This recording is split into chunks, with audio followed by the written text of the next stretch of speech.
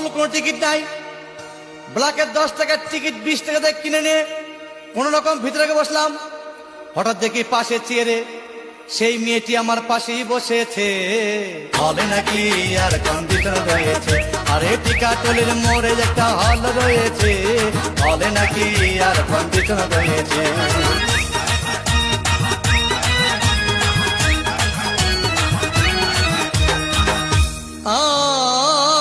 ভাই সিনেমা আরম্ভ হয়ে গেল।